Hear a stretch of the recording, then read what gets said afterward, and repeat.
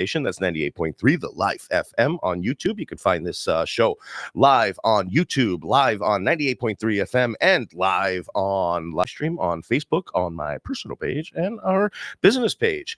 Okay, so another crazy busy week. We thought things were going to start slowing down, but they're going nuts. What's happening? It's been crazy, honestly.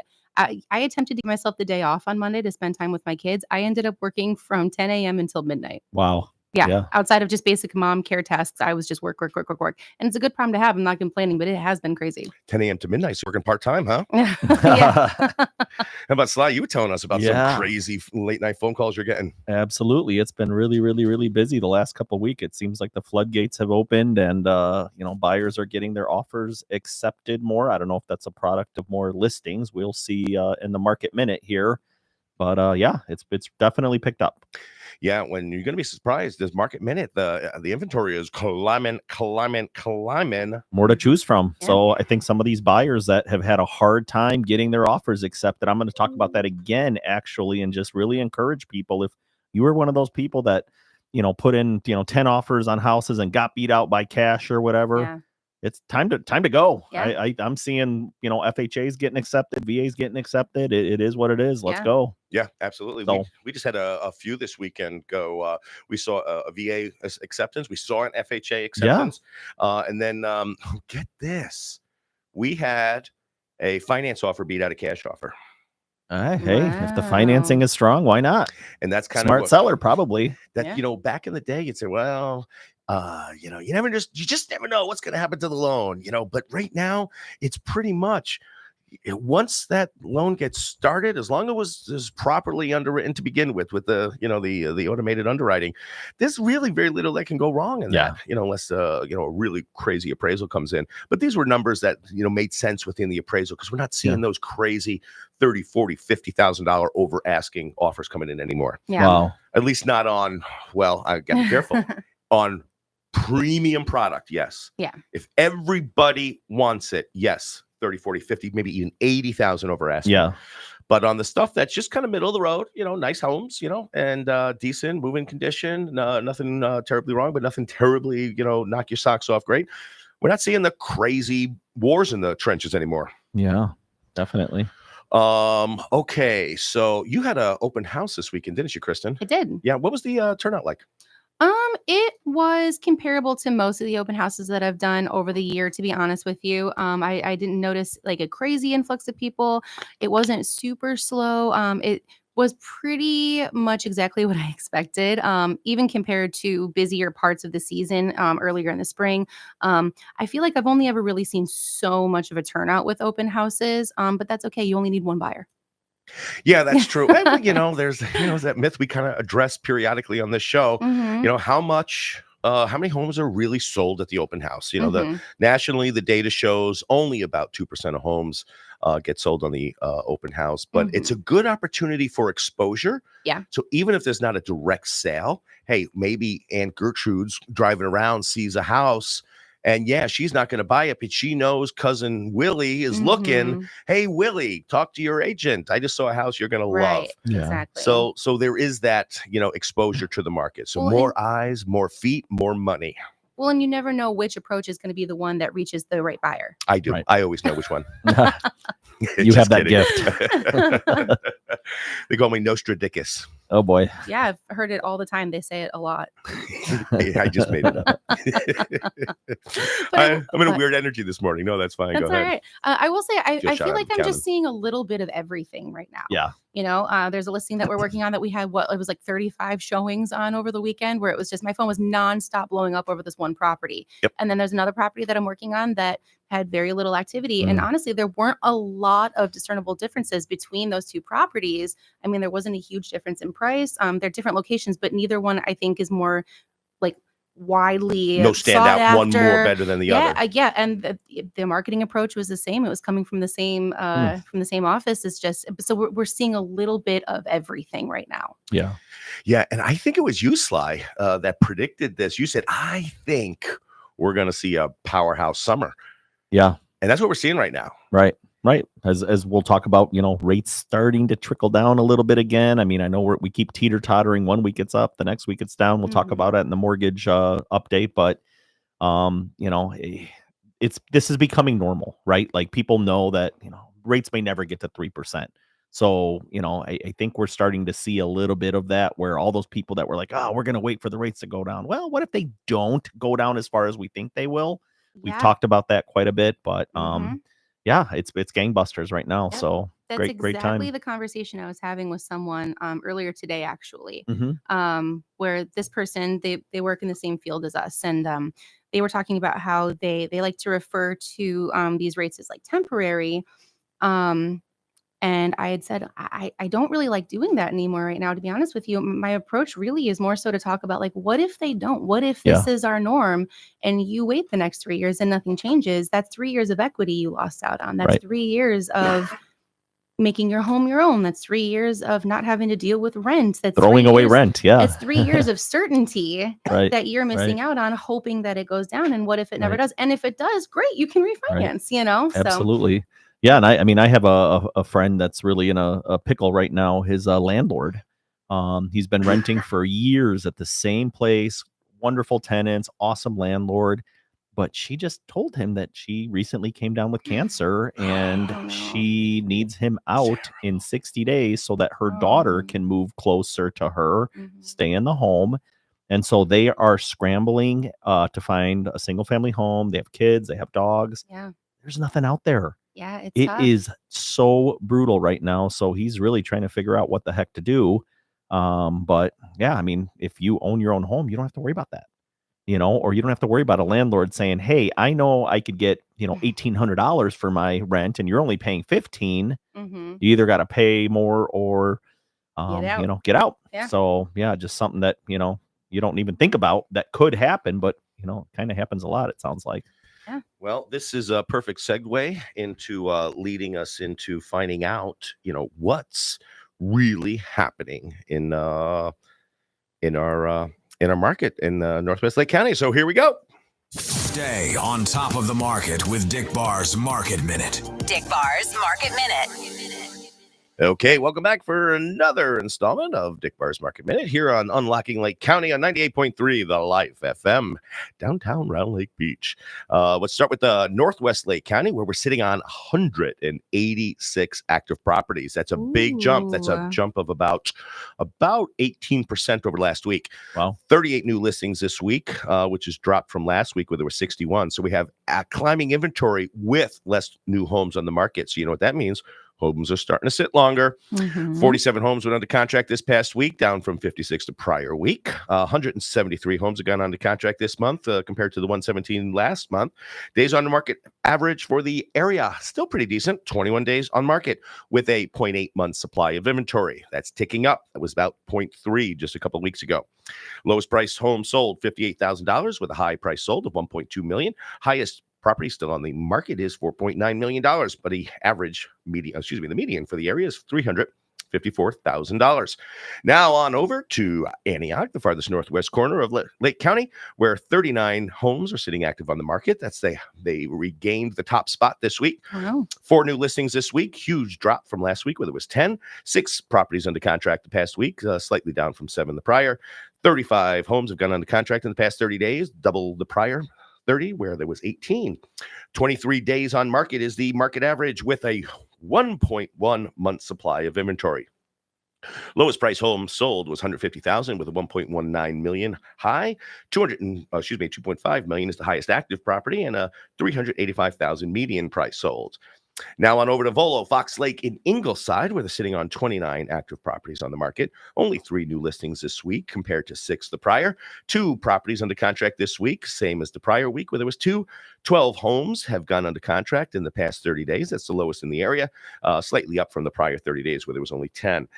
30 days on market is the average. That's the highest market time average in the area.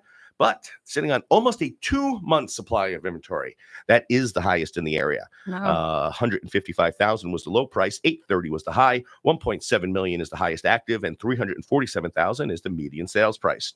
Now on over to Grace Lake, Gage Lake, Haynesville, Third Lake, and Wildwood, where 34 homes are sitting on the market. 7 new listings this week. The drop from 11 the prior. 15 homes have gone under contract in the past 7 days, about 50% increase from last week. In the past 30 days, 28 homes have gone under contract.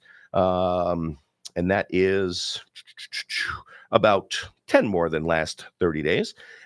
And 20 days on market is the average market time with a 0.7 month supply of inventory. Lowest price home sold in the Grays Lake area is $199,000 with a $594,000 high.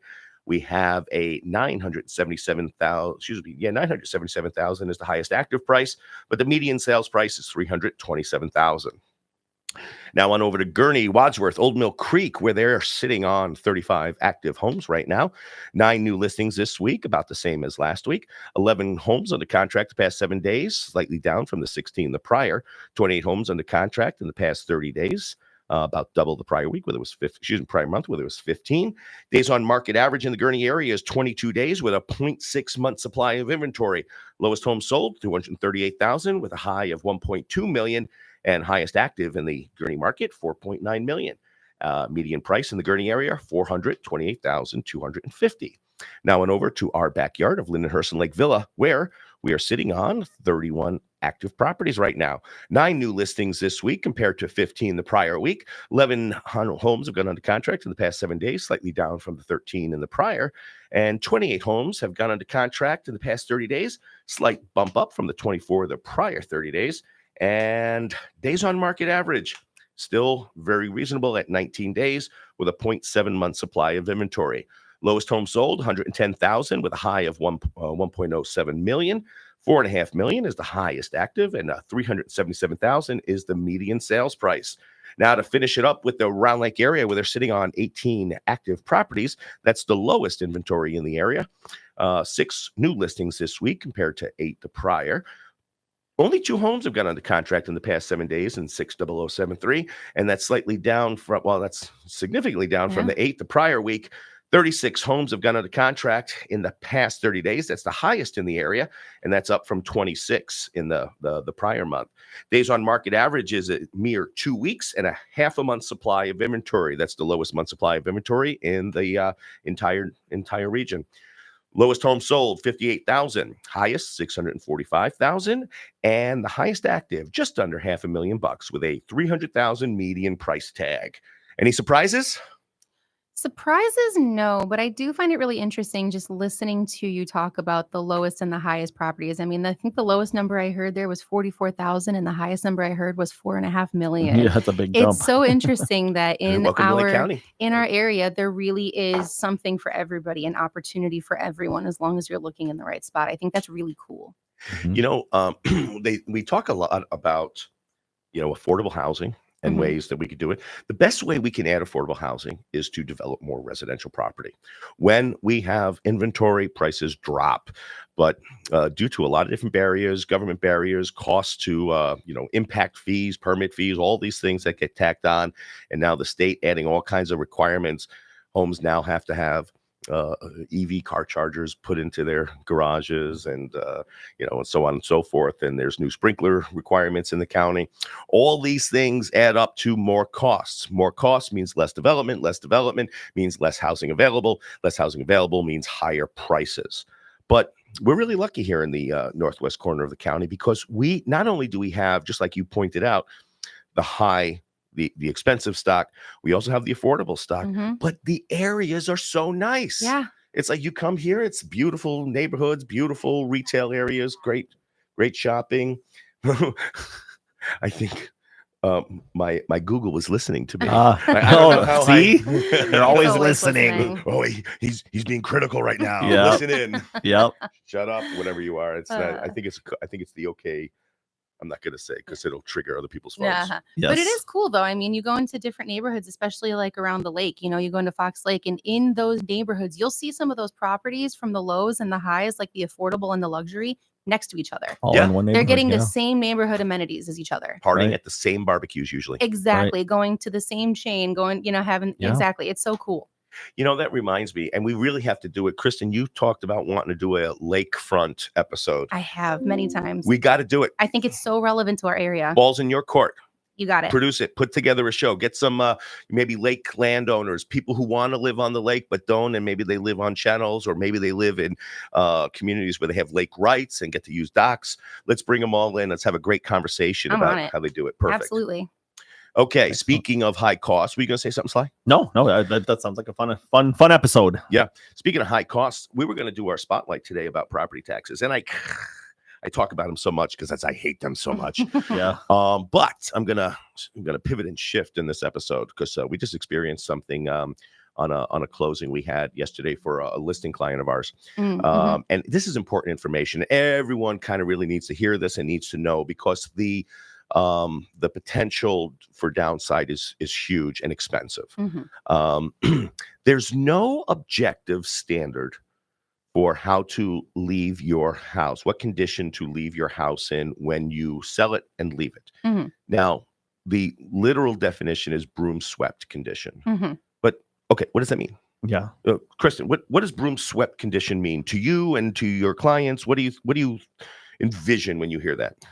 Typically what I explain and what I envision when I hear broom swept condition is you're not leaving anything on the floor. You're not leaving any of your items behind that haven't already been previously agreed upon. And you're just literally going through with a broom. Like literally you're sweeping the floor. You're making sure you're not leaving a bunch of crap behind, and you're just making it not horrible for the next person to walk in. Okay, are you getting on your hands and knees? Are you scrubbing them floors? Am I personally? No. No. What's your advice to your clients? I mean, my advice to my clients is just make sure, kind of a loose term. You're not wrong. I'm usually just saying, make sure you're leaving it in decent condition, sweep the floor, don't leave a bunch of stuff behind. I personally, when I sold my house, ended up hiring a cleaning service to just clean up behind me so that it was left really nice. Yeah. I wasn't Same. working in real estate at the time. I just thought that would be a nice thing to do. And honestly, I just didn't really feel like doing it. I had a tiny little newborn baby with me. I'm like, I'm not coming back here to clean. But yeah, I mean, it's not so tedious, and making sure that you're, scrubbing the blinds and on the floor with a toothbrush, making sure all the details are done, but you're leaving it decent. Now, Sly, you're tangentially involved in real estate Yeah. because you're a mortgage guy, but you're not directly on the ground level with the buying and selling side. What's your opinion of broom swept condition? What does it mean? So, I mean, similar to what Kristen said, basically, no stuff on the ground. Broom swept means the floors are cleared, cleaned.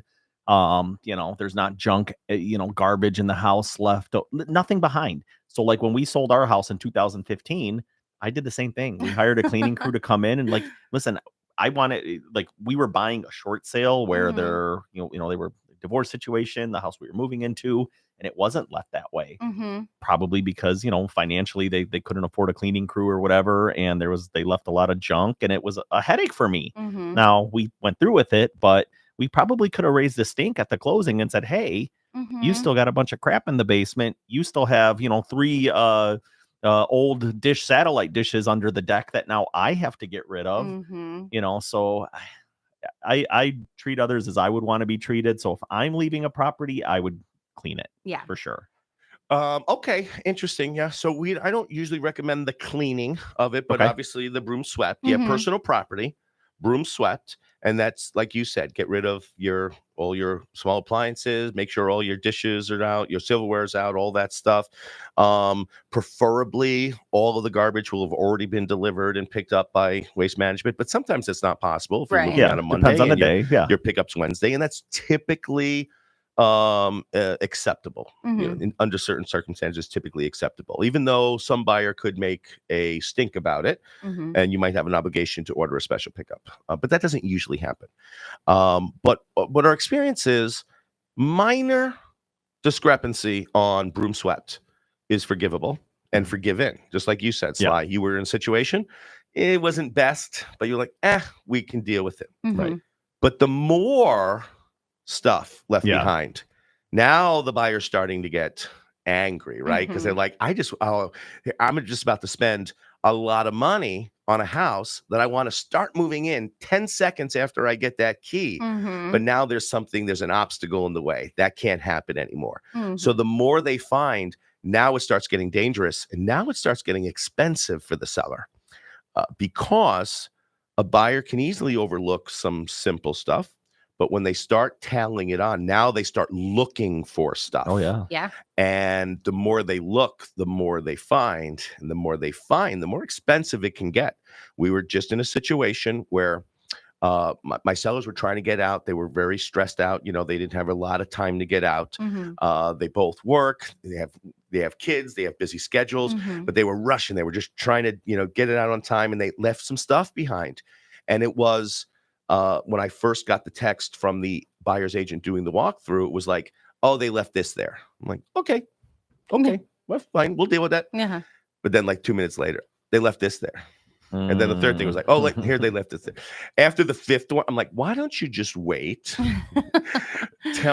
Figure out, tally up everything that's wrong, and then we'll address it at the end. At the end, she had 26 photos she sent me of items left behind. And I felt terrible for my seller because I knew it wasn't going to be good. Yeah. There was a combination of, things that inadvertently left in closets that they had never been in years, and things left under cabinets, some furniture that were like kind of closet organization systems that technically weren't attached. They weren't in the best shape, but they left behind because the sellers were thinking, well, the buyers might want these, and thing.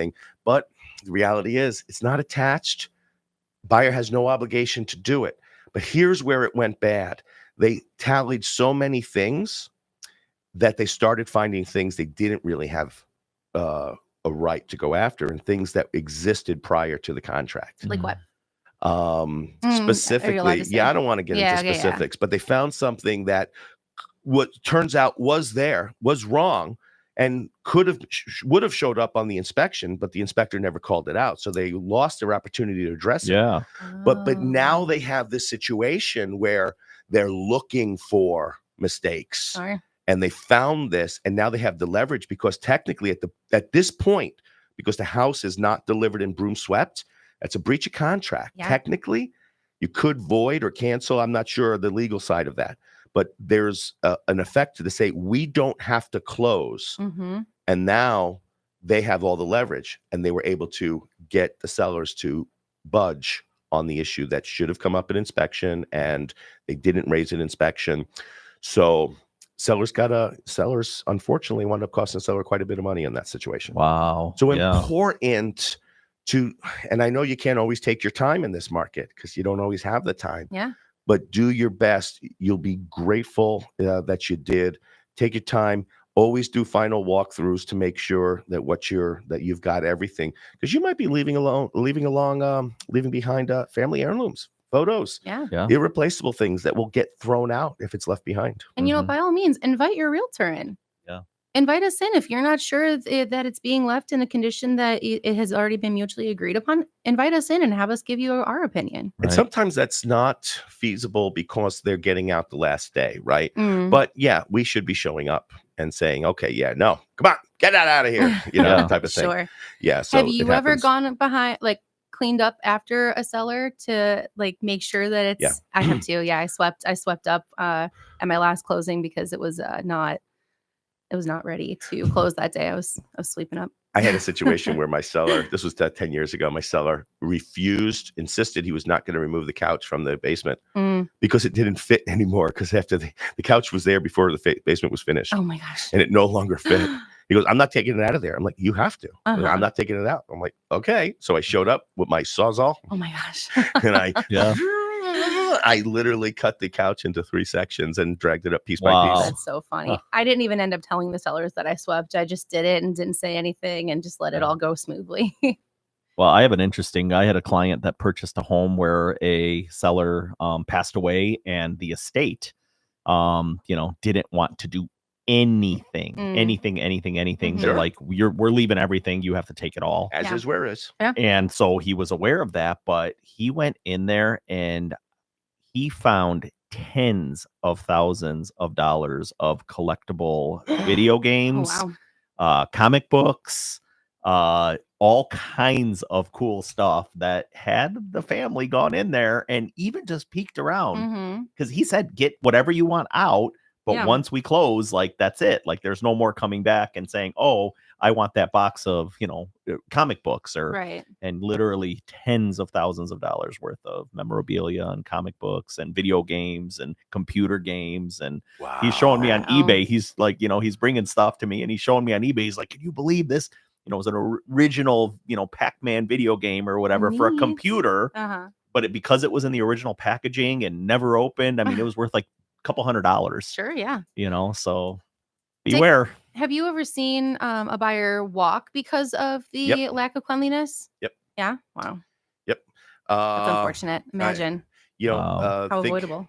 And that was, if you think back to the time when we were recovering first from the mortgage collapse, 2010 to like 2014, deals were precarious. The slightest thing could set them apart, set them off, because the buyers had all the leverage. Yeah. And when the buyer has the leverage, the buyer can do whatever he wants, and the seller's really got to kind of come around to that. It's like, what do they say? You can have two of these three things, but you can't have three, the type of thing. So you could have the best price, the best terms, the best deal, or the most convenience, but you can't have all four of them at the same time. Right. There's the sacrifice of something. And when it comes down to those things, I am aware of a situation. You're going to love this. There is, you guys know this, on the contract, when there's a personal property section, paragraph, where the buyer checks off all the personal property that they want. On these things is usually fridge, dishwasher, washing machine, dryer machine, sump pump, furnace, air conditioning, but it also mentions hardscape and landscape. Yep. Right? Planted vegetation. Right? So there was a contentious situation between a seller and a buyer, and they wound up really ticking each other off. And before closing, the buyer goes to do the walkthrough, and there's no grass. What? The seller had cut up the lawn and rolled it into sod. And the buyer argued, no, that's part of the real estate. Yeah. Planted vegetation was not checked off on the contract. Oh my God. Oops.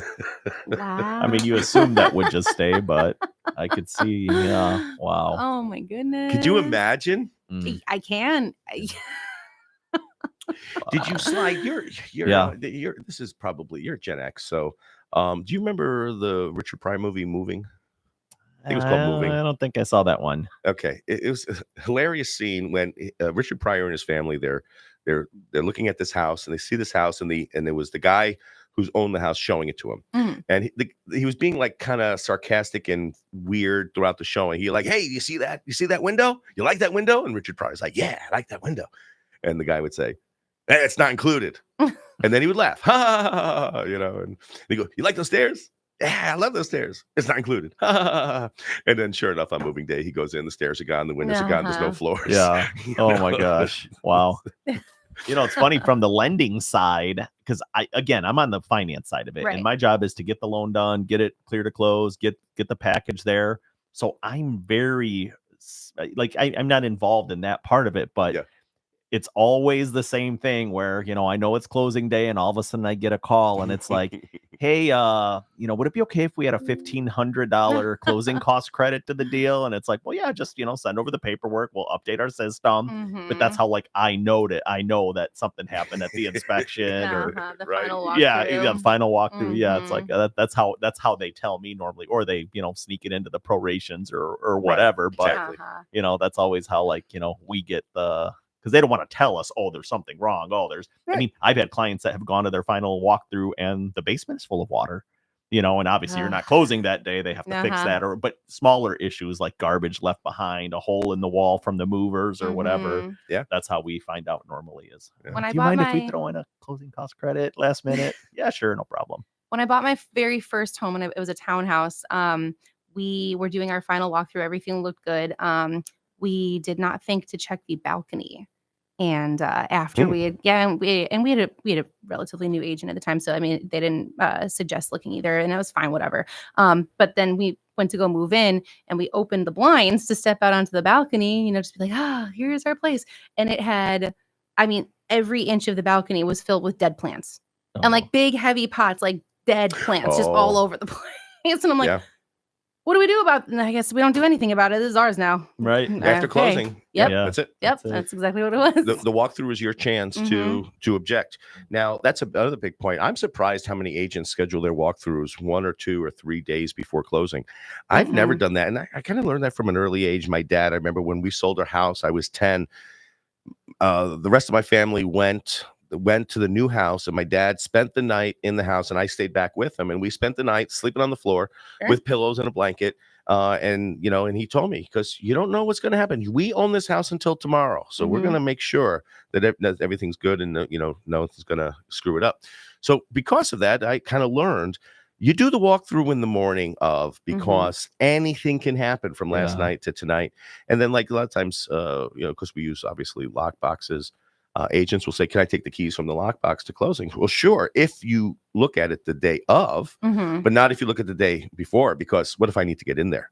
Right. That happened last year. I don't remember if you were with me yet or not. We had a situation. It was February. No, it was last February. Okay, I wasn't then. Yep. And the sellers moved out, and we lost power in the neighborhood. I saw this on Facebook. February, right? And I'm like, oh no, the sump pump. And I wound up going out there and manually pumping this sump pump, getting it to work, desperately trying to find a generator. Didn't you power it with your car or something? Or you attempted yes. to? Yeah. I I tried was watching plugging your into my Facebook car. Live. Yeah. Yep, That's you right. Facebook Lived it. And so, fun fact, you would know, why would you have ever known this? So I was watching it on the Facebook Live, and that was actually one of the deciding factors that led me to wanting to work with you, because of how committed you were to doing stuff for your clients. And I'm like, that's exactly the product I want to be putting out there. I want to be there for my clients 110%. That's what he does. That was actually one of the deciding factors that led me to you. Fun fact, actually. Great story. Yeah, 100% true. I mean it from the bottom of my heart. That's it's so awesome. funny. But I remember it and being like, oh my God, he's using his car to power this right now. Yeah. Oh my goodness. Genius, though. I was out till 4 a.m. I finally got a hold of a generator, and we were able to get the generator plugged into the sump pump, so it started kicking out. But because it was February, the pipe froze, so it couldn't push it out. Yeah, and it was freezing rain outside. Wow, crazy. We'll be back. Save the day right after this. Unlocking Lake County with Dick Barr will return in just a few moments after these important messages. Don't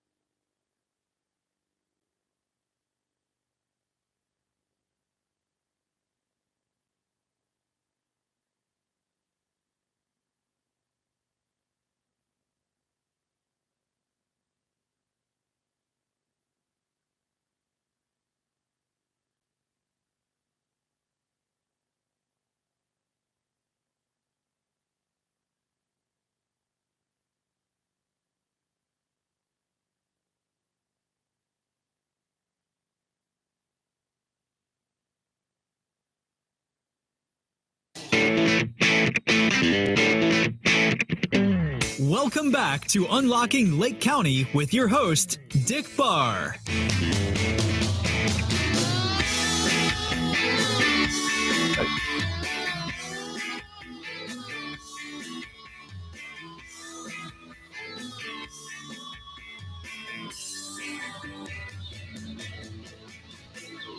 Welcome back, Lake County. This is Dick Barr, your host of Unlocking Lake County, here with the lovely Kristen Kaufman. Say hello. Hi, friends. Welcome back. And Sly Marinka. Hello, everybody. And guest in the studio, we've got Guro Marc Halleck in the studio today. Hello, everyone.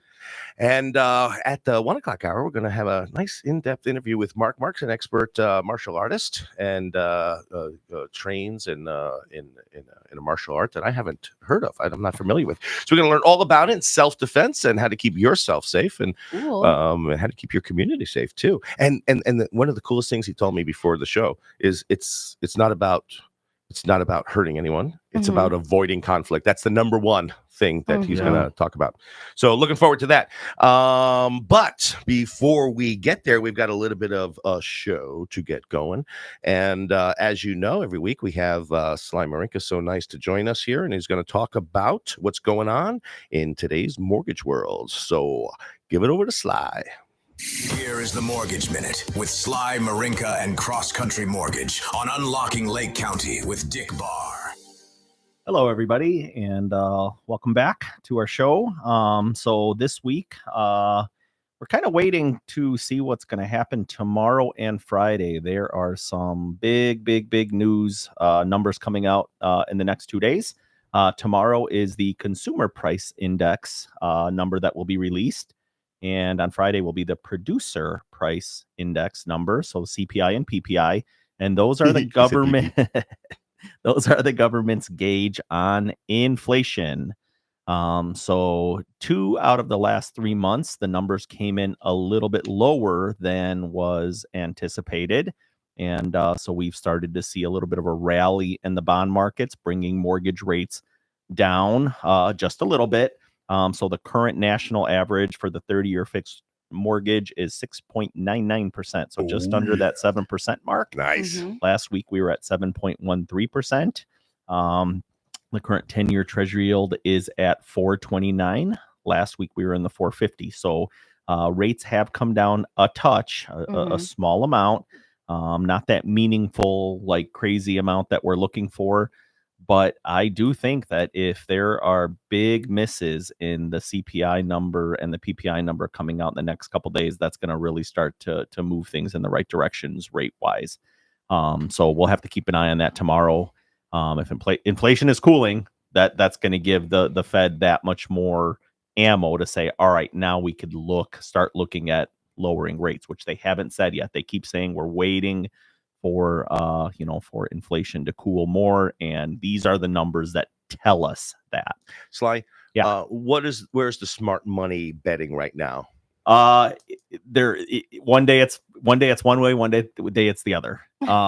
They did so it is expected. Futures are looking that the Fed is going to cut rates, but remember, we've been here before. In December, they were expected to cut rates 6 times this year, starting in March. And now we're at 0 of 6 still. 0 of 6 in July. Yeah. So, we're down to 2 rate cuts for this year is kind of what the bet is. But if these numbers come in bad tomorrow, let's say the inflation for June comes in higher, all bets are off. We're starting at ground zero again, and we'll see rates.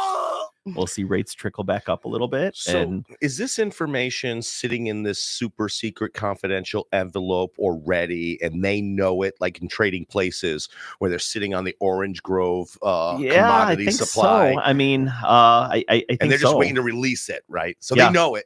Yeah. But they're waiting for us plebeians to find out when they want us to know. Correct. It's a set schedule of release dates, and tomorrow's, like I said, the CPI, and then on Friday's the PPI. So it's a set. We don't know what those numbers look like. There have been surprises. Now, lately, they've come in for some reason a little bit lower than was anticipated, which has caused rates to come down a little bit.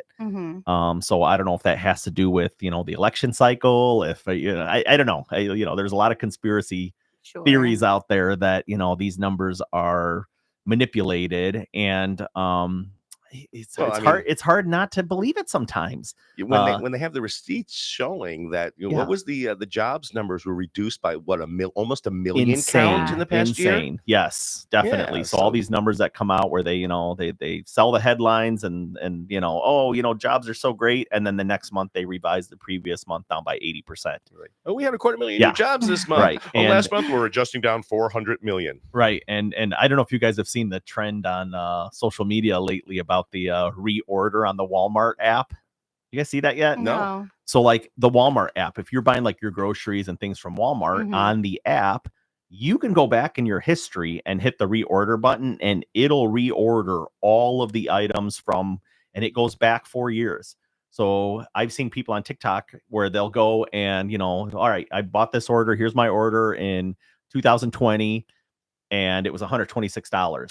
I hit reorder. Oh, no. And for all, and it's like people are like 3 or 4 times what Oh they my were. God, I So, believe it. so all these inflation numbers that is inflation really 3%? Yeah, probably not, right? But Uh-huh. so that's why there's a lot of conspiracy theories out there about what's going on with it. And But that's a problem with inflation. Inflation sticks. It So does. even if it comes down, prices don't come down. You only Right. get prices coming down if you have deflation, Mhm. which Right. Good that's luck with going to that. that's going to take a horrible economy, which nobody wants. Yeah, we're Nobody, not hoping right. for that. No, absolutely not. So Yeah, it's one of those catch-22 Yeah. double-edged swords. Uh-huh. Yep. I have a question for Yeah. you, just so that we can set the correct expectation for our listeners, right? So let's say the numbers come in at a certain way and the rates do drop significantly. Yep. I don't want our listeners hearing that and thinking, cool, we're going to get our 2 to 3%. Yeah. What does a realistic significant drop in rate look like Good question. today? Yeah, I mean, so the 2 and 3%, that was a once in a lifetime thing. I've been doing this, possibly. I don't know. We don't know what's going to Sure. happen, but the 21 years I've been originating loans, 22 years now. Oh my goodness, 22.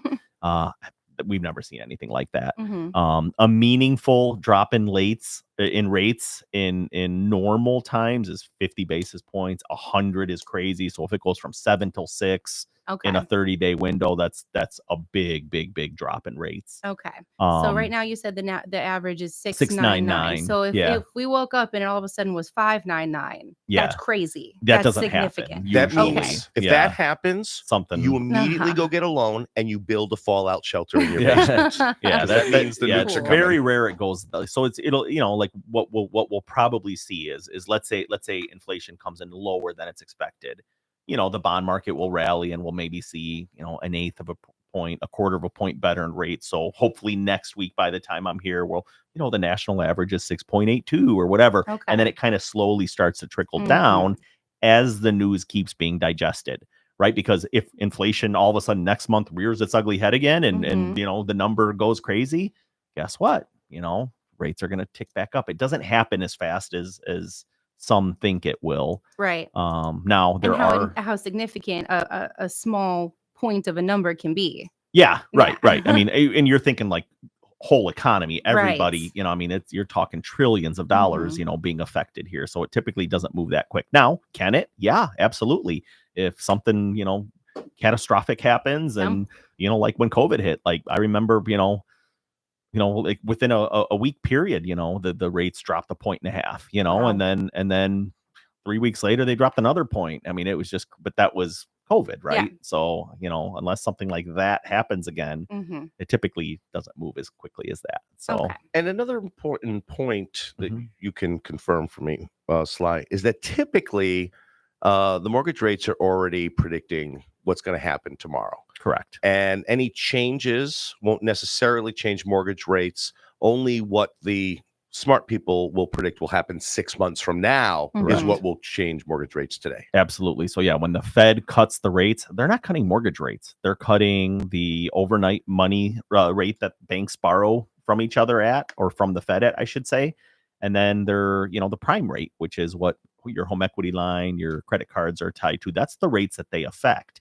However, yeah, in our world, the traders of these bonds and these mortgage-backed securities are looking forward, and they're saying, okay, if we're seeing inflation start to cool, and that's why we always like really, really monitor what the Fed says, Mhm. because one word could change what the perception is going forward. If all of a sudden the Fed says, rates or inflation is cooling, that leads you to believe that in our mind that they're probably going to cut the rates at some point here in the future, because that's what this whole time they've said they want inflation to be 2%. The closer we get to that, the more likely it becomes that they cut the rates. Fantastic. So we'll keep an eye on it. Next week, I hope to have a good report. We'll digest the CPI and PPI numbers that come out this week. And then the only other thing I really wanted to stress is the same thing I stressed last week. If you were one of those buyers that has gotten discouraged because your offer has gotten beat out by other offers, get back in the game. Yep. Yeah. Strike while the iron's hot right now. We already listened earlier. Dick mentioned the, increase in inventory. It's not as crazy as it was. And I think this could be a huge opportunity for those buyers that have not been able to get their offers accepted, whether you were FHA, VA, low down payment, conventional, home sale contingency. Absolutely. Yeah, I have an offer out right now that's still being considered. That's connected to a and we have not contingency. seen that in the last couple of Yeah. years. So now's the time. Don't hold on to that discouragement that you experienced maybe in 2023 or earlier this year. Yeah. when things were crazy. Now might be the perfect time for you to make that move, and especially if we see rates trickling down a tiny bit here, and that's a little bit of relief. But with that also, just because you were approved and pre-approved maybe last year, make sure you revisit that. Taxes and insurance. Those we literally today had to redo a loan because the insurance policy they got was way higher than what we had anticipated it to be. And we're usually we're good. We know we're not going to say it's $50 a month. We're Right. $150, $200 a month is what I put in the system. And even that wasn't even close to being enough. And it was already a tight debt to income ratio. So the buyer ended up having to buy down their rate to get a lower rate to offset that difference. So talk to your lender, call your lender, make sure before you go out and start looking and putting in offers, just because you were good to go last year doesn't mean you're good to go right now. Revisit that, make sure you're still good to go. But this could be a perfect opportunity for buyers that were discouraged last year and earlier this year. I want to piggyback on that. Sorry, Kristen. Yeah. The one important thing, because of what you just said, reminded me. Too many times we see buyers come in with out-of-state lenders who assume our taxes are normal here, and they're not. So they're giving you these approvals saying you can afford a $500,000 house, but they're assuming your taxes are like Memphis taxes and they're $1,500. Big difference once you get a $12,000, $13,000 tax bill to what you can afford to buy. So working with local lenders is always a good idea, in my opinion. Go ahead, Kristen. What were you going to say? Well, I just wanted to remind our listeners. So a couple weeks back, we were talking about what we had seen over the week when it came up to, I believe it was graduation weekend, where all of a sudden we were like, yeah, we noticed that there were some buyers that got their offers accepted. This week was a really good week for buyers, right? So with Sly saying that right now is an encouraged time to get out there, that doesn't mean that 3 weeks from now, if you wait around until you've got some free time, that will look the same. I mean, this stuff changes day to day, week to week, right? So if you're hearing that and you're in it right now, you're actively looking, I want you to take that seriously. Yeah, absolutely. Yeah, things change, weekly, like the numbers in the market minute. Dick, last week there was 61 new listings. This week there was 38, but the houses are sitting for longer. Like, how does that make any sense, right? Right. Yeah. So it's important to get out there, to be ready, to be ready, right? So like getting pre-approved, having your agent put you on a search to where what's coming on the market, and just being ready to get that offer in, and now would be the time. So absolutely. And on that, we will be right back. Unlocking Lake County with Dick Barr will return in just a few moments after these important messages. Don't touch that dial.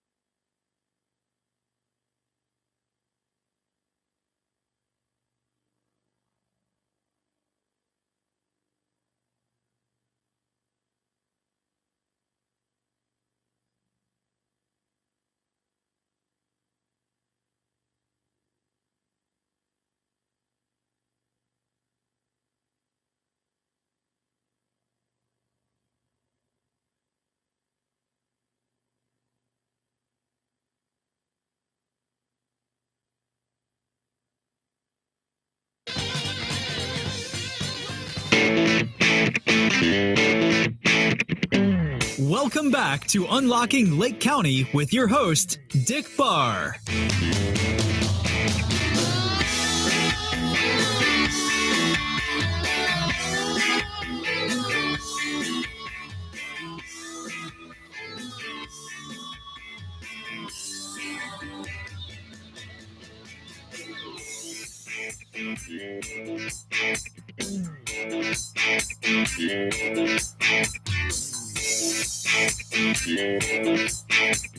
Welcome back, Lake County. This is Dick Barr, your host of Unlocking Lake County, here in beautiful Round Lake Beach with my beautiful co-host, Kristen Kaufman. Say hello. Hello, hello. And not so beautiful, Sly Marinka. Hey, I'll take what I could get. Aw. And our newest guest, Guro Marc Halleck.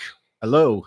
And as promised, we've got Mark in here to talk about some fascinating things about what he does. Mark's the kind of guy you walk down the street, you cross the street if you're up to no good. This guy is what are you? What 6'2"? No, 5'11". You kidding me? Oh, geez, he appears all of 6'2". Yeah. His muscles from here to Thursday. I'm an old man. But Mark's a Country Walk resident. He lives in Country Walk. I've known him for almost, probably I've known you, Mark, probably for about 10 years. Mhm. But we've lived in Country Walk since 2005. And I think you moved there when they first built it, didn't you? Yeah, we moved there in 1990.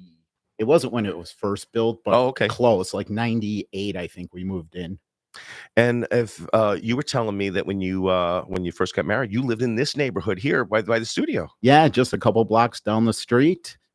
We had our first house built there. I have to laugh because it was $69,900, brand new. Wow. Yeah, for a 3-bedroom tri-level. There you go. What was the someone was saying recently? I saw it online. It says, "Hey, I want to buy a house for $69,000. And what do I need to do?" It says, "First thing, get a time machine." Yeah, and so you've done well. So actually, the market's been well for you. You bought pretty well every time. Yeah, we've been lucky. But enough about real estate. I want to talk a little bit about what you do, Mark, because it fascinates me.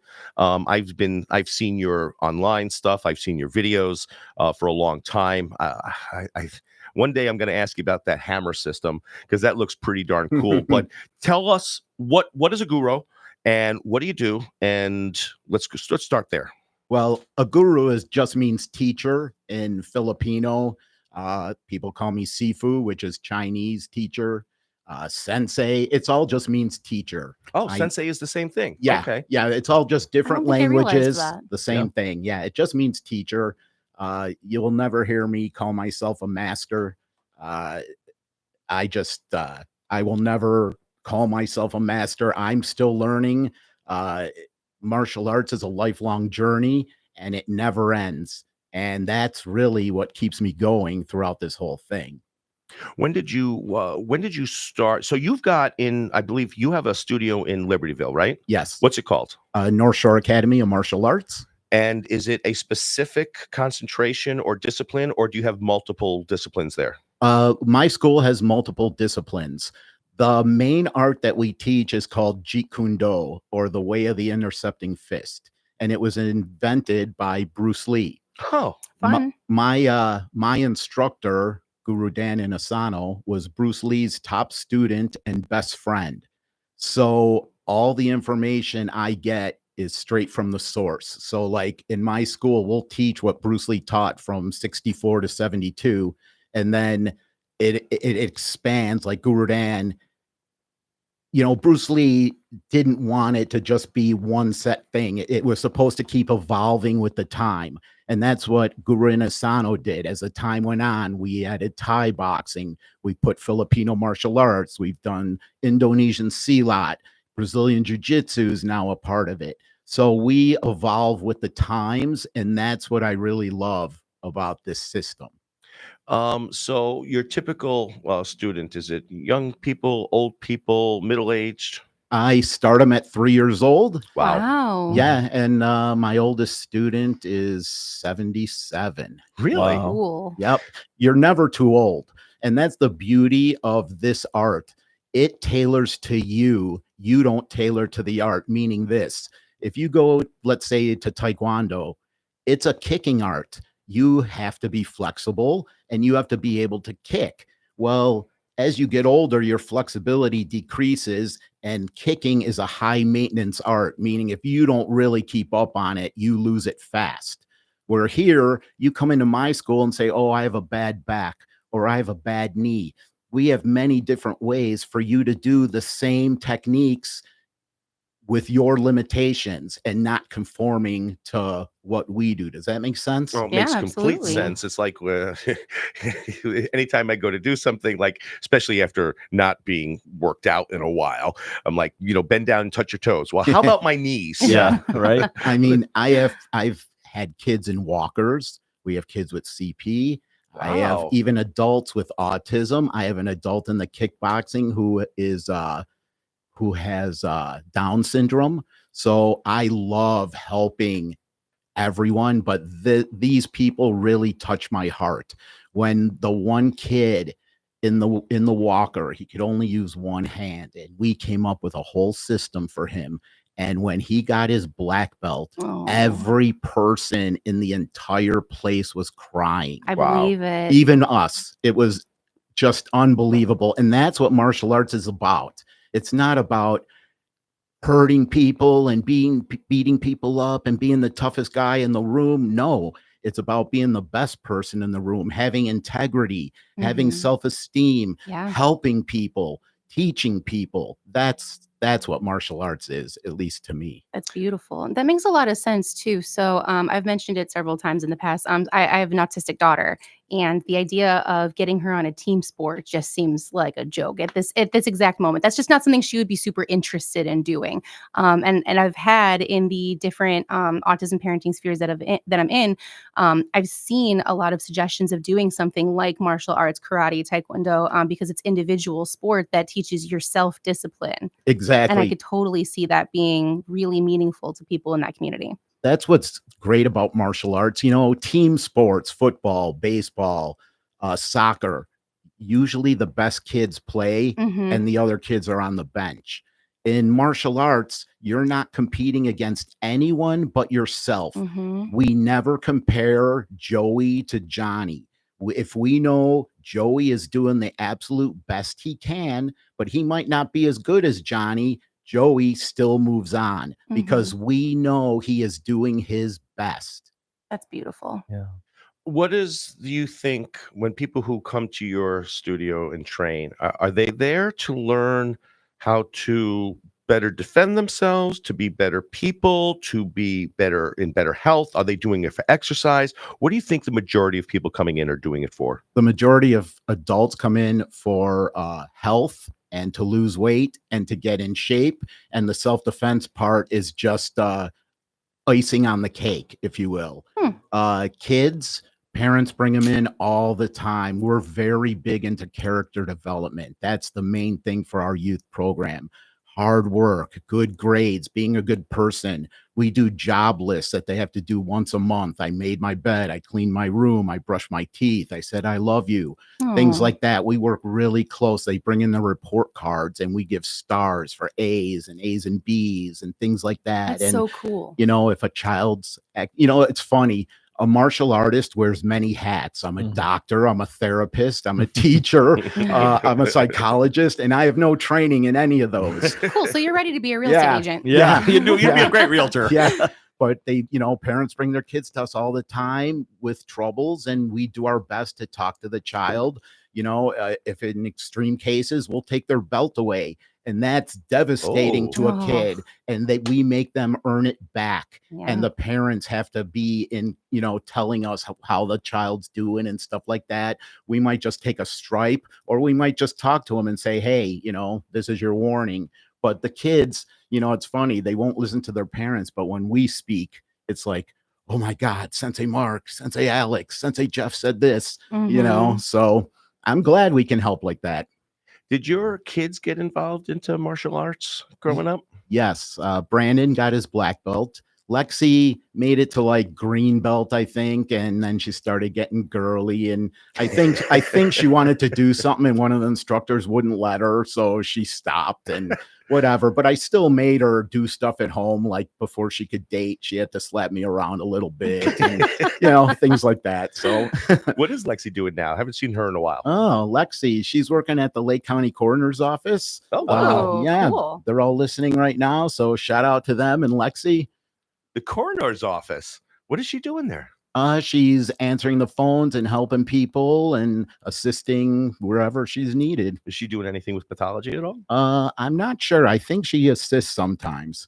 That's awesome. Neat. So I always thought that, just so you know, my family, so my father's mother's family, they were all in the mortuary business. And I could never see that. How does someone, young woman, grow up in suburbia and then decide I want to work with bodies? I have no idea. There was actually a big push for that on social media a couple years ago. I would see stuff like Really?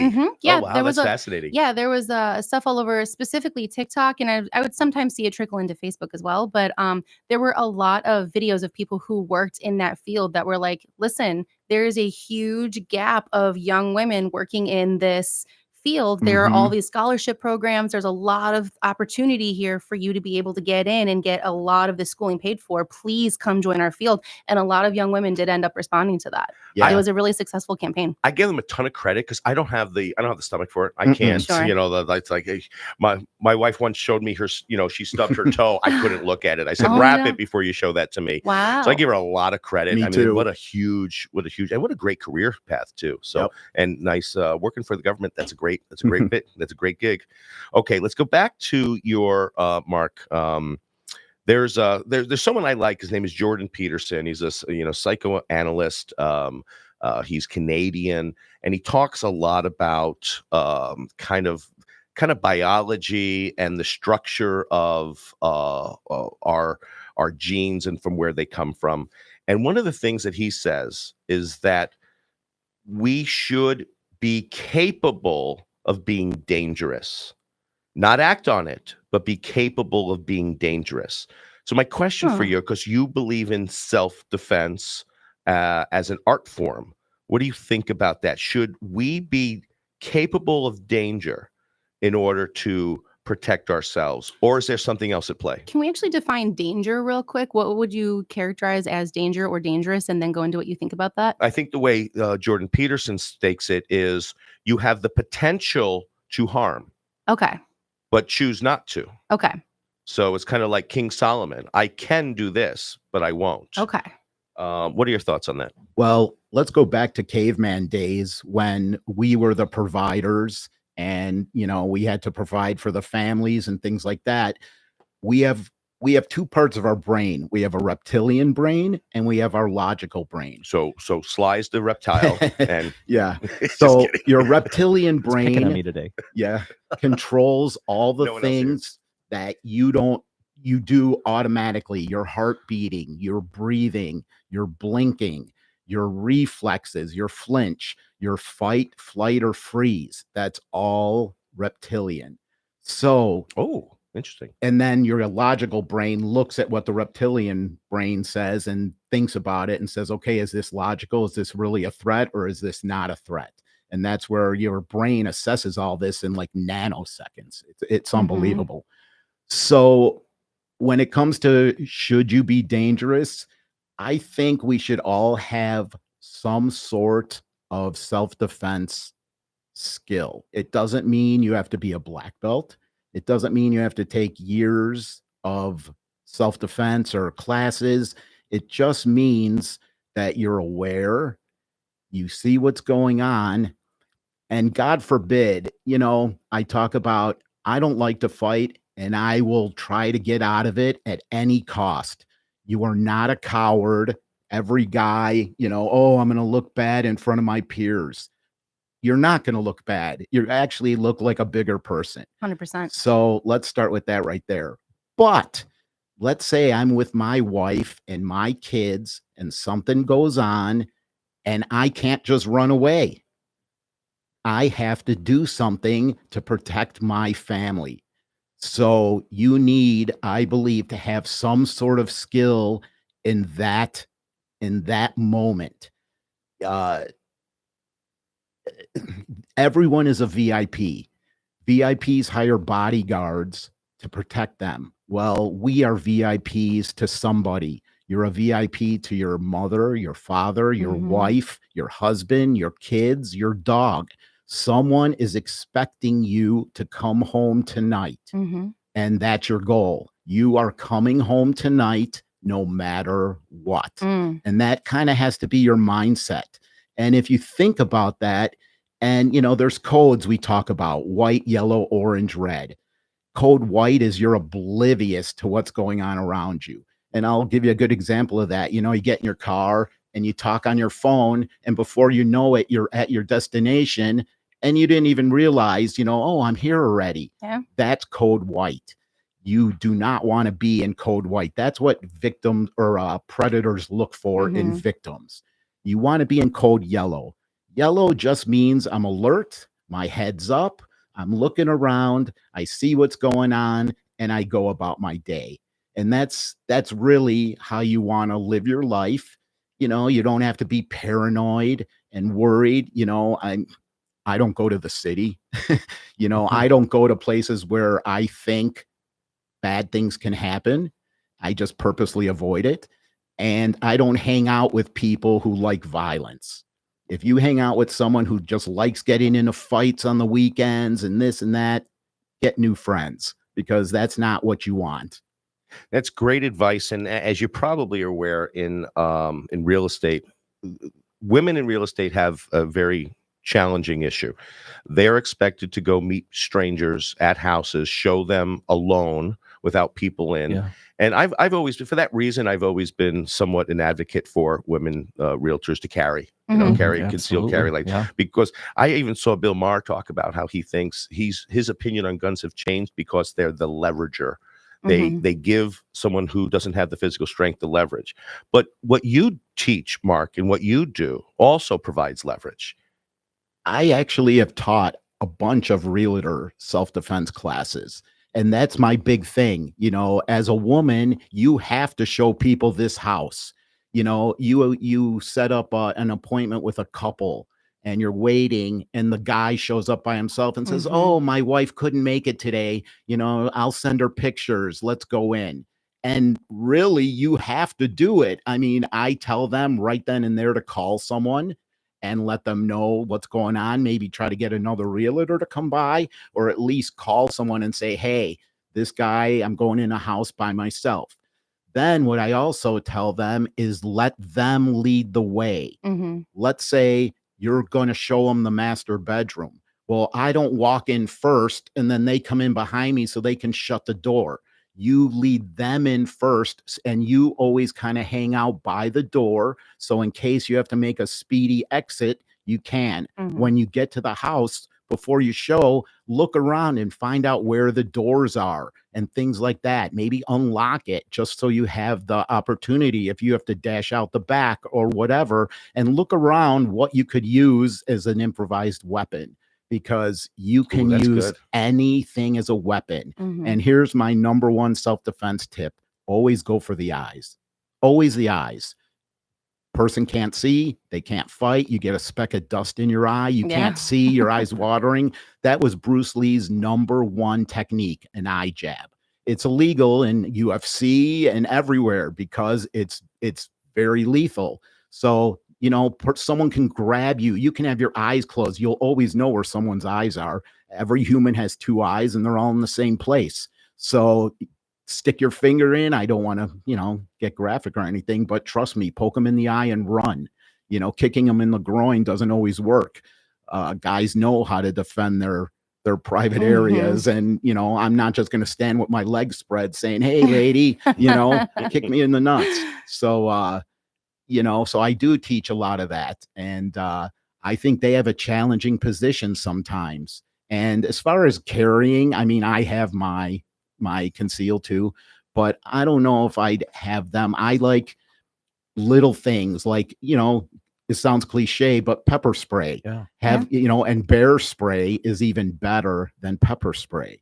but you can keep it handy. You don't keep it at the bottom of your purse, so you have to dig for it and stuff like that. They have little clips, but believe it or not, it works. Yeah. A pen or a pencil, you can just stab someone with it. A hairbrush, pick up a bottle of water and start beating them with it. Trust me, all these little things help.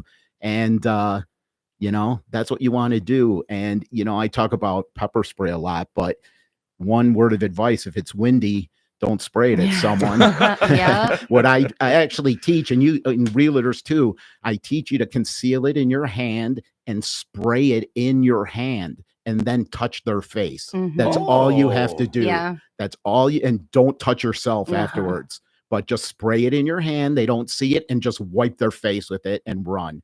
Works every time. We've got some listener comments. So first we have Maria Halleck, who wanted to remind us as well that Lexi is also a licensed funeral director and embalmer. It was important that that get added to the conversation. Thank you. Hey, your relative? But also we have Chi-Town Shirley, who commented, you should be assessing your surroundings every 4 to 10 seconds. Always know your exits in any environment.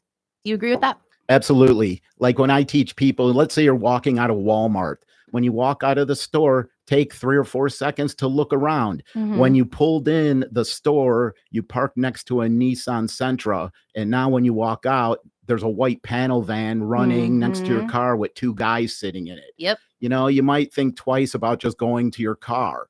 Another thing I teach, let's say you think you're being followed out of the store. And as you're walking to your car, someone's behind you. What you do is you turn around, look at them and say, darn, I left my wallet in the store, and walk right back into the store.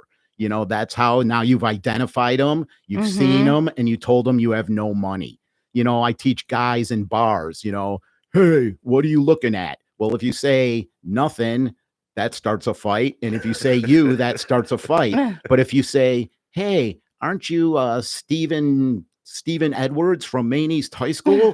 What? No. Oh, I'm sorry. I thought you were him. My mistake. That's super disarming. And walk away. Absolutely. That's how you want to think about self-defense. It's like verbal judo. You can talk your way. If someone is talking, they can be persuaded to walk. So you have to practice it, though. It's very uncomfortable for people in the school to start. Stop, stay back, especially women. They don't like to be assertive. And a lot of times I have to bring it out of them. They have to swear. You can't be afraid to swear and get in someone's face. Get loud. Get attention. Yeah. I have a friend. If you swear at her, she crumbles like a rock. And it's terrible. And you have to get over that. And that's what I try to get into them, to be, like a mother tiger or a mother bear. Do you find that's different with mothers? Because I will say I noticed I used to definitely be the flight side of fight or flight before having children. And I found out in the moment, actually, that it turns out once you have kids, fight comes up in you, whether you wanted to or not. I was on a walk with my daughter, and I had headphones in only on one side. I wanted to be aware of my surroundings. And just in the corner of my eye, I saw a car very slowly pull up, as if it was stopping to talk to me. And instead of trying to put my head down and walk the other way, I had pushed my stroller out of the way and then turned and balled my fist towards the car. It turned out it was just my stepdad trying to say hi. But I looked down at my fist. I'm like, what was I going to do with these fists? Like, who is this? I had no idea that my instinct would be, get the baby out of the way. I'll fight you. And I don't know how to fight. I've never been in a fight in my life, So that was very surprising for me. So do you find that that's different with mothers? That's really awesome. You brought that up. Instinct. If you go back to go study every person who's been attacked through the years and read the reports, you'll find one thing throughout them all. I had a bad feeling and I didn't act on it. I never thought it would happen to me. Your instincts are correct. Women's instinct. There's nothing fake about that. When your instinct goes in, you follow it. Guys, when hair stands up, you look around. Your body is telling you there's danger. I was teaching a self-defense class, and I asked the crowd, who knows self-defense? And no one raised their hand. And I said, okay, you've walked into your house from the grocery store and your daughter's tied up on the table and some guy's about to rape her. Some lady stands up. I'd kill him. I'd rip his face off. And I go, wow, where'd you get your self-defense training so fast? But that's it. Yeah. It comes out. and you've got it in you. You just need to know how to channel it. Yeah. Mark, a lot of times this is a great conversation, and a lot of times we wind up enjoying these so long, we wind up going long, and I want to make sure I have an opportunity. If someone wanted to, talk to you, learn more about your program, maybe attend your studio, first of all, give us the name again of the studio, and then tell us where it's located. My school is North Shore Academy of Martial Arts. I'm at 281 Peterson Road. If you know where Austin's is, I'm just east of Austin's in the Gold Eagle liquor store mall there. Oh, okay. And I've been there 27 years. Is that the same strip mall where the GOP headquarters was? Yes. Oh, I didn't know that. Yes. Yep. I remember that. Okay. Yeah. That was a few years ago they moved, but Yeah. Okay. Oh, that's cool. And then what about website and phone number? My website is www.nsama.com, and our phone number is 847-573-1672. And if I'm allowed to say this, if any callers or you call in, you can have a free week, no obligation. Can't, sorry. Nope. Sorry. FCC will cut us down on that one. Sorry. Can't Okay. mention the FRW word. Just kidding. Okay. Yeah. Sorry. No, nothing. Yeah, sorry about Nothing given away. Sorry. We'll charge you double. Yeah. But, Yes. but I do want to circle back because I think you missed a dot on the website. Just repeat that for me again because I don't think it came through. www.nsama.com. Okay, great. And just because the N and the M's they're so sound similar on the radio, North Shore Academy of Martial Arts, NSAMA. Yes. Okay, Nice. awesome. I want to go back to the conversation now. I just don't want to lose the opportunity for you to plug that information for anyone who wants to get a hold of you. So, do you offer like female only classes? Yes, we do. We have a Krav Maga class, and we try to keep it for women only. And the instructor is a retired Navy, Jeff, and he is great. And we teach the women to be empowered, a lot of hitting things. So, you can know what it feels like to hit things and, go from your natural nonviolent posture into a violent posture. We work on flinch response. Everyone has a flinch response. Your flinch response is ambidextrous, and your flinch response will beat any action. Look at car accident people. Even before the airbag goes off, they have wounds on their forearms and stuff because their arms came up. So we use that as a self-defense tool because everyone has it and it's automatic. You don't have to train it. Someone throws something at your face, your hands automatically come up. So that's what we base our system on, and that's what we teach the women. It's really easy, and you can learn it really fast. And this isn't something that people need to already be physically fit to participate in. Oh, no. Yeah. No. So you said something there that is going to draw me back to the question I asked you. You said the violent pose, and I think that's what Jordan Peterson is talking about, is to have that presence of the capability of danger, and by possessing that, you're warding off most of your problems. Right. Your nonviolent posture is really your violent posture. It's just hidden. Having your arms crossed and one hand on your chin is actually a posture where I'm defending myself, but I'm ready to go at a minute's notice. My hands out in front. We call that the fence. You have a fence around your house. You have a fence around your body, and you don't let anyone inside that fence. And we kind of teach a two-touch rule where if someone walks into you and you have your hands out and you touch them and you say stay back and you take one step back, and if they come again, you just go and hit them, and that's it. And then we teach you elbows, knees, eye pokes, biting, Knees and toes. pinching. Yep, anything. There's no such thing as dirty fighting.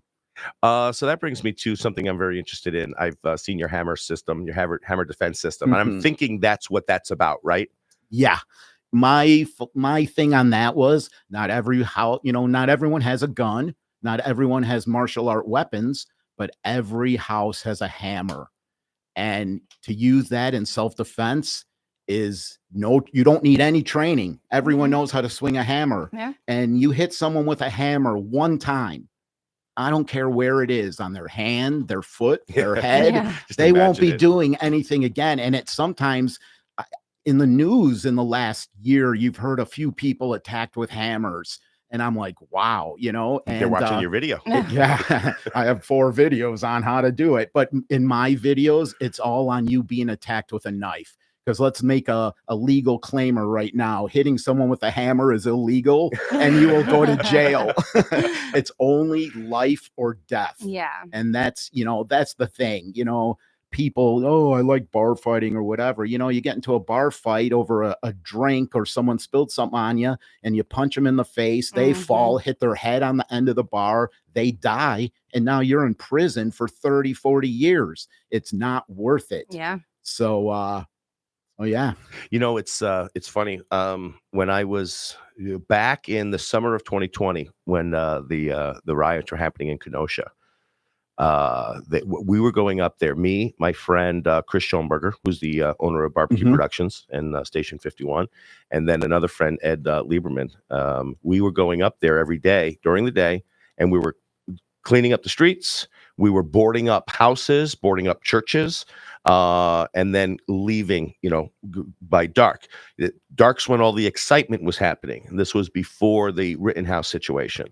And I was asked by several people, are you carrying because you shouldn't be there? It's dangerous. My answer was, and a lot of my Second Amendment supporting friends disagree with me on this, but I said, no, I'm not going to carry, because no matter what happens, if I have to use it, I'm done.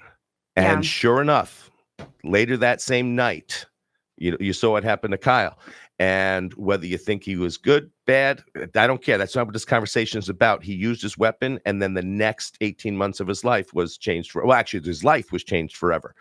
I thought it'd be best. I was there to do good. I didn't need to, in my opinion, didn't need to defend myself at that point. I was trying to be safe about when and where we were, and I was trying to use avoidance tactics to keep myself safe instead of having that gun. That's totally smart. And I'll be honest with you. Again, I have my concealed carry too, and I barely carry, because the second you pull that thing out, you now have 2 fights: the person in front of you and the law. And the law isn't always forgiving to, oh, I was using it for self-defense. That's one thing I also teach people. If someone wants to fight you and says, oh, let's go outside, you never go outside. You stay in a crowded place inside the bar and you keep saying, I don't want any trouble. I don't want to fight. I don't want any trouble. Because when you finally have to and something happens, you have all these witnesses who kept saying he said he didn't want to fight. He said he didn't want trouble. Good and advice. that's what you want to do. And, I also carry a knife. The Filipino martial arts is very blade oriented, and we're very good with knives. And I teach a lot of knife self-defense. I've taught the police academy a couple times, knife defense, because it's not like you see in the movies. Knife defense, basically someone comes up to you and says, hey, can you tell me where so-and-so, where this place is? And then they just shank you and stab you. And, you have to be ready for stuff. And that, again, is awareness. And even that, I'd be afraid to pull that out. But at least, I don't know. To me, it's not as lethal as a gun, but it's still lethal. So we talked a little bit earlier about instinct, and it's kind of bringing me to this sort of like mindset that I'm having really for the first time. So bear with me. So you don't have to be an expert in self-defense in order to defend yourself. That's what I'm hearing, correct? Yep. So I'm going to take you on a small journey with me for just a second. A couple months ago, I was sitting on the floor in my house folding some laundry, and my daughter was sitting near me within like 2 feet, playing with some stuff. All of a sudden, she looks at me and her face is blue. Okay. Her face is blue. Her eyes are bulging. And immediately I'm able to pick up on the fact that, oh my God, I must have had some loose change in one of these pockets of the clothes that I was folding. She's got a quarter in her throat. And maybe 10 years before that, I was taking some massage therapy classes. And because of that, we had to do CPR. I had not practiced it. I had not needed to use it ever. My license had all but expired for sure by then. But in that moment, because I had that little bit of training, I was able to give her CPR. I was able to get that quarter out of her throat. And I had never seen a person like truly full blown, I can't breathe choking before. It was the scariest moment of my parenting life to date. But because of the fact that I had just that little bit of training years ago buried somewhere in the back of my brain, I was able to save my child's life. And I feel like this is probably a really similar mindset of it's always going to be worth it to take, because even if you're not going to be forever practicing martial arts, that instinct is still going to be embedded. Is that close to something you might say? Yes. You know, every time you do something, a neuron trail in your brain forms. And the more times you do it, the deeper that trail comes. That's why, like they say, doing something 10,000 times, you're a master of it. Self-defense and what you did to me, it's like riding a bike. You don't forget how to ride a bike. And it's always there. It's always hidden somewhere down. If you've done it a few months, it's in there. You'll remember certain parts of it.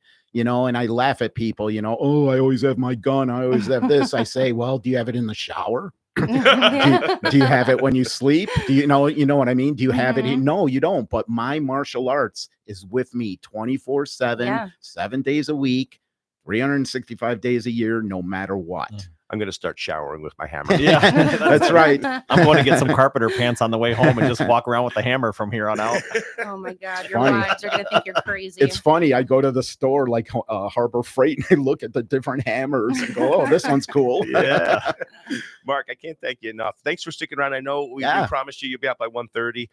We went We're a little bit liars. long, but we're liars. That's We okay. We're talkers. Good stuff. I had a great time. Thank you for having me. And what I do want to do is start encouraging some of the women agents in at least our office to start thinking about self-defense and ways to avoid these issues. Like, we already have tools where we've got the ability to do quick background checks on people through our association, and we've got buddy systems set up, and then we have technology where when a woman shows a house, if you don't press this button in 4 minutes, we're going to call your husband or call your broker or stuff. So those are out, but those are only great to find your body, right? They don't help protect you. They don't protect you in the moment. Can I say one last thing about that? When seconds count, the police are minutes away. Yeah. And that's not their fault at all. Not at all. So, calling 911 is fine and great, but if you only have seconds where you need to be able to do something. And that to me is the bottom line. That gave me goosebumps. Yeah. I mean, you need to be able to do something because, we can't have every police officer for every person. They have their own jobs and they can't always be everywhere at the time you need them. So to me, it's very important that at least you have some basic knowledge and skill to be able to at least, get out of danger. Great. Thanks again, Mark. Really appreciate you being here. Enjoy the rest of your week. Yes. And we will be right back. Unlocking Lake County with Dick Barr will return in just a few moments after these important messages. Don't touch that dial.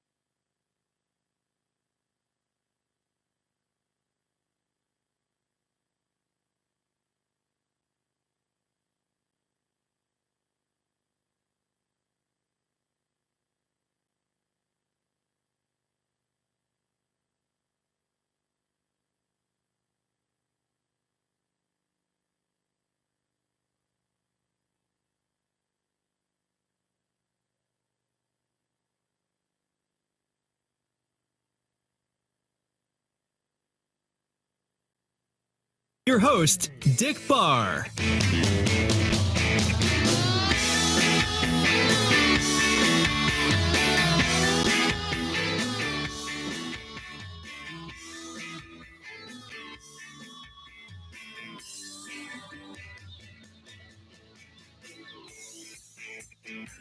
Welcome back, Lake County. This is your host, Dick Barr, with Unlocking Lake County. Back with Kristen Kaufman Hello. and Sly Marinka. Hello, everybody. Wow, what a great show. Was. Yeah. For those of you who just tuned in, we had Marc Halleck of North Shore Academy of Martial Arts in Libertyville here and giving us some great information about his studio and what they do, how they teach. I thought it was all about, hey, get tough and be able to beat people up in a bar.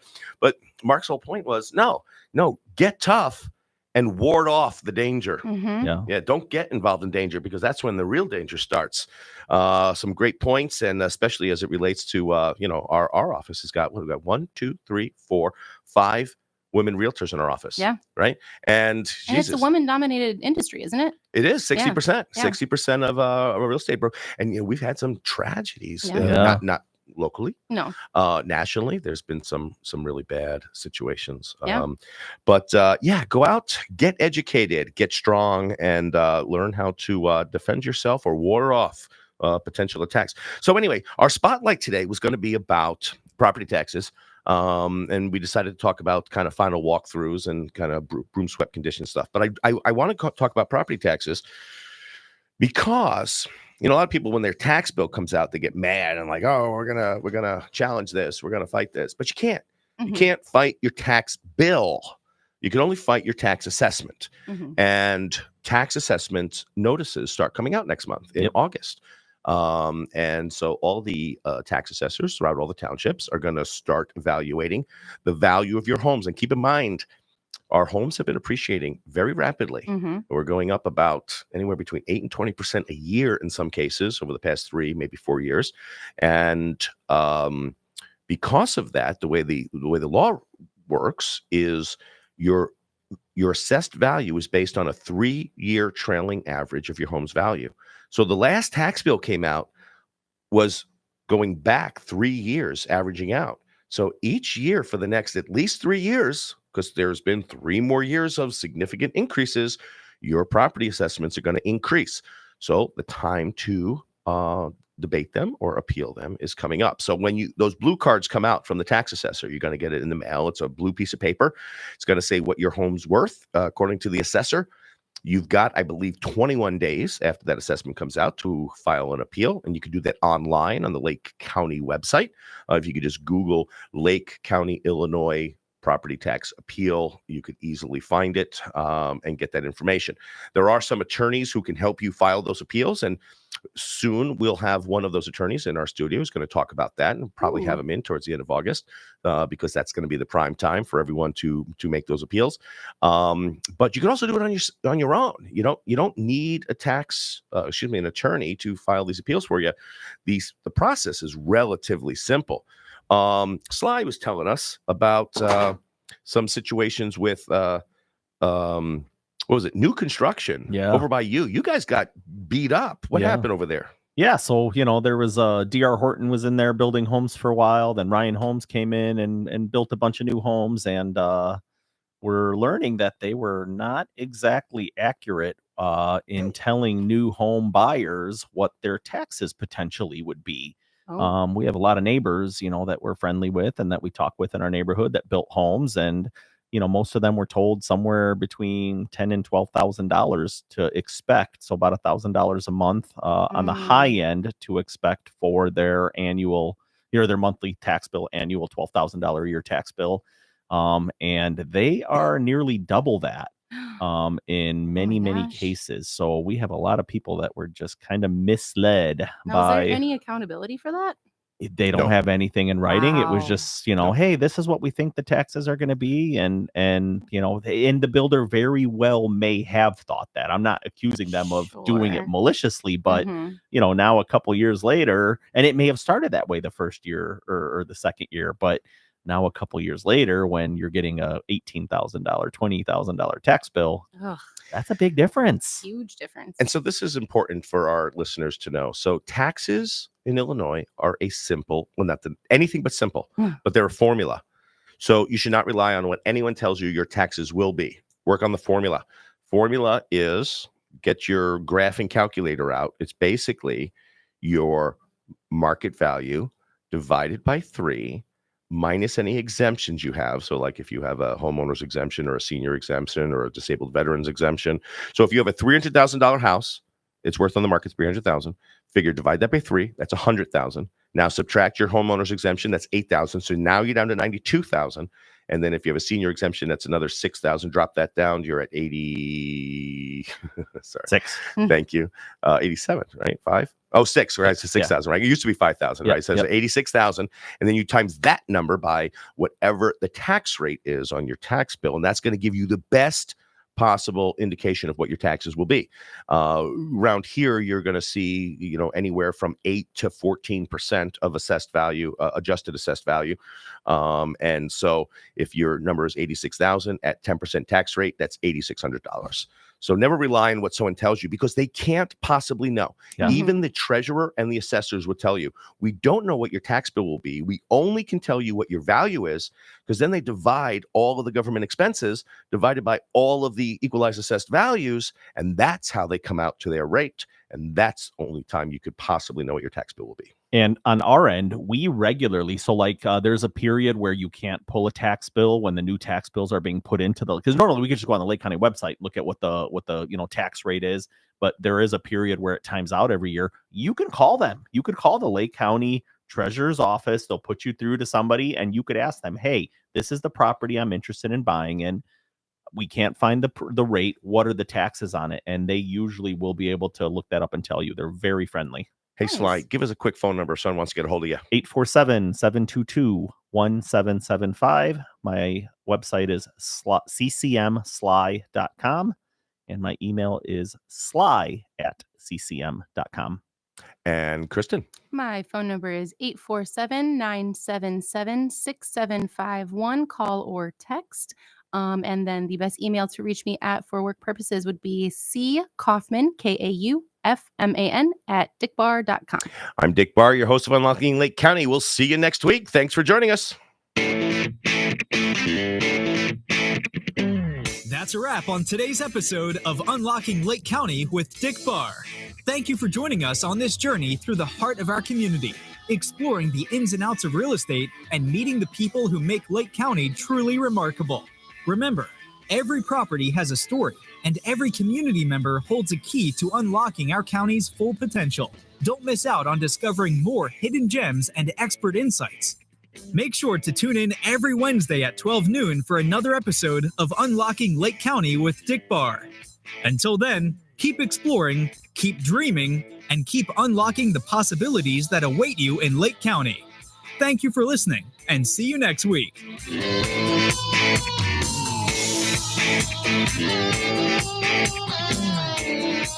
Thank you.